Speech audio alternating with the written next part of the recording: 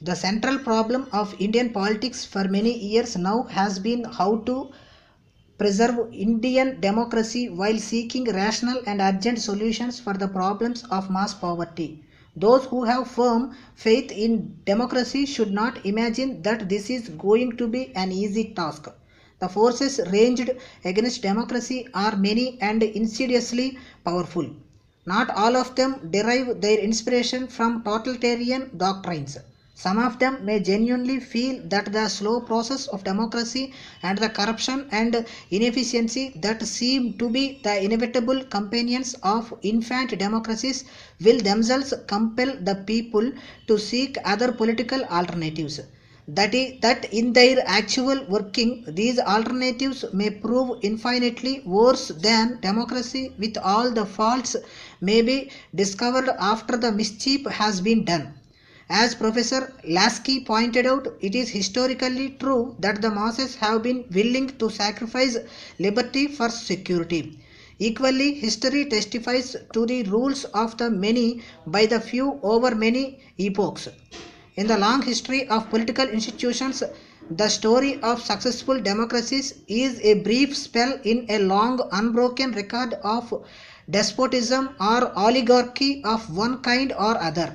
The future of democracy in India is of supreme significance to the world today because if the experiment fails here, where the several conditions for its success have been more propitious than in any of the newly freed countries after World War II, the democratic ideal may suffer a setback all over Asia and Africa.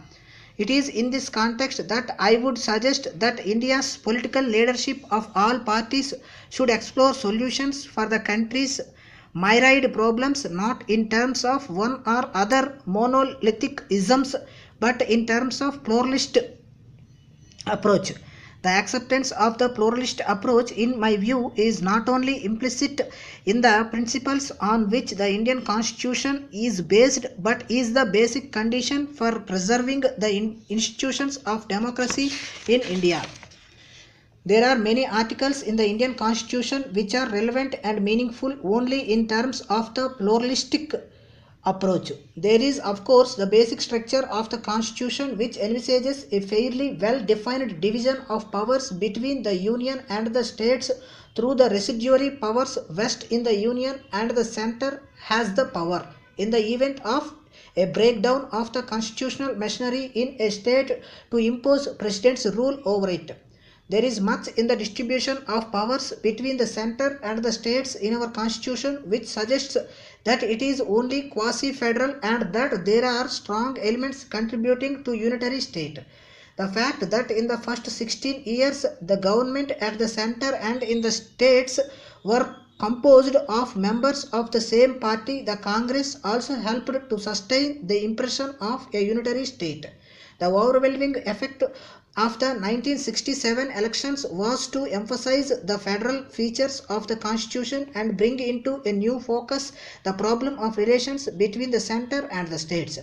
The existence of several non-Congress ministers and the precarious majority enjoyed by the Congress at the center not only destroyed the bogy of the Congress monolith exercising one-party rule over the country, but revealed the inherent diversity of the Indian political and social setup and the inescapable logic of diversified development in a country of different languages and regions with cultural, economic and other differences. Whatever the future of the Congress as a political party, it is clear that as long as the democratic system operates freely, we shall have in India a pattern of governments in the states which reflects the diversity of regional difference and development. The problem of coordinating the relations among the states, interstate and integrating the relations between the center and the states will have to be solved in a context very different from that in which the Congress was accustomed in the past. Nor is this a calamity or an undesirable development. Where previously these problems were solved within the councils of the Congress party in terms of its party interests or through temporary compromises, they will have to be solved in future on the basis of well-defined principles or mutually acceptable compromises evolved by open discussion. Such a situation need not necessarily result in increased tension and conflict between the center and the states. In my view, the matters on which the center and the states in India have to work together are so many and so compelling that only a perverse desire to use the big stick on the part of the central government or a totally irresponsible move to force a showdown with the center for political reasons would bring about an irreconcilable conflict between the center and a state.